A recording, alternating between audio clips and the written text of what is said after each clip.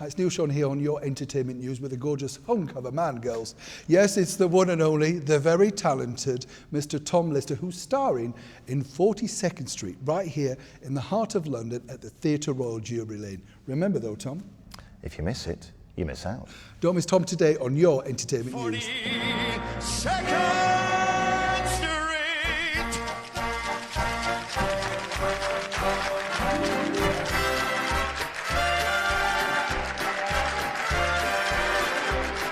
So, Tom, is the next stage an album from you? Because obviously starring in this glittering Western show, some record label is bound to come and sign you up now.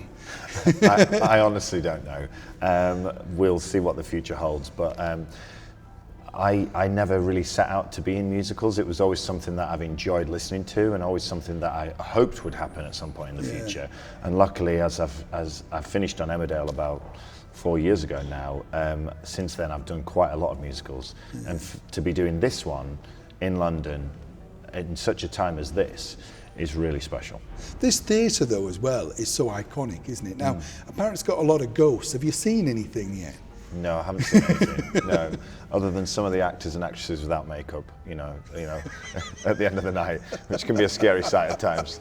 Didn't like to say, but yes. Now, you touched on Emmerdale. I was looking, and you were what, there 11 years? No, not quite. How many years? Yeah, did so you?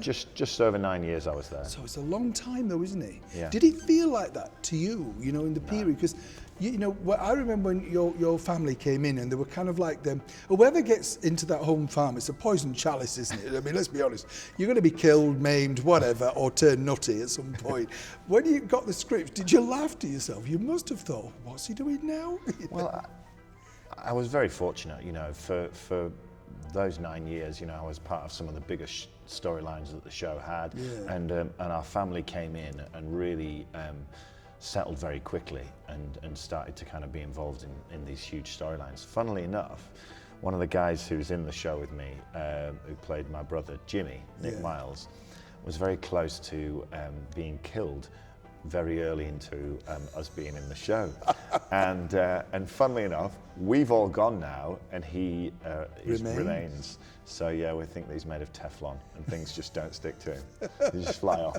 But you say you didn't plan to be in musicals. What was your plan? Did you start off acting when you were a child, doing it, or drama at or all, anything? no. So how did you fall into this then? So I kind of did a show at school when I was in the sixth form. I've always been quite an extrovert and a bit of a show-off, and helped. yeah.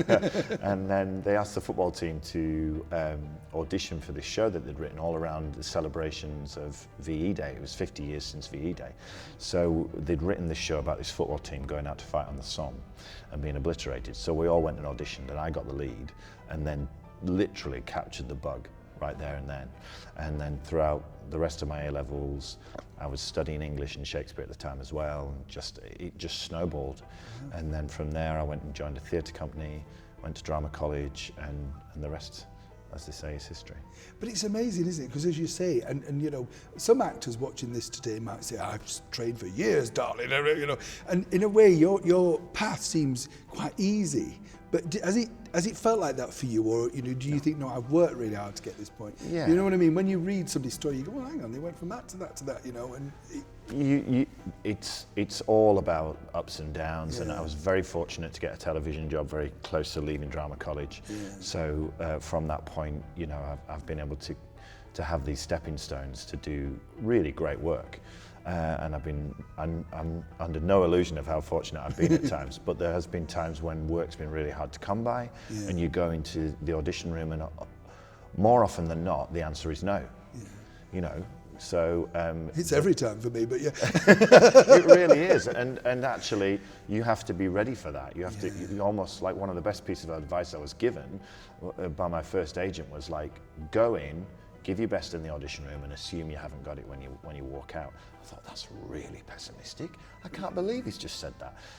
But then actually, yeah, it was good advice, because when you hear the contrary, that they want you, you've got the job, it's like, oh my word, that's amazing.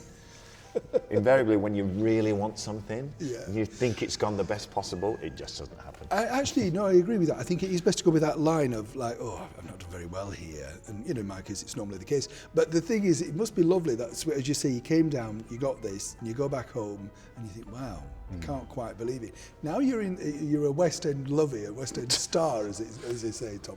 What would you like to go to Broadway next? Is that the, you know, I mean, you can dream big, can't absolutely. you? I've got so many dreams and ambitions of things that I still want to do, and I still consider myself young in terms of like my career. So yeah, I mean, I would love to work in America. I'd love to get back into TV and film and drama and different things like that. So hopefully the future is bright.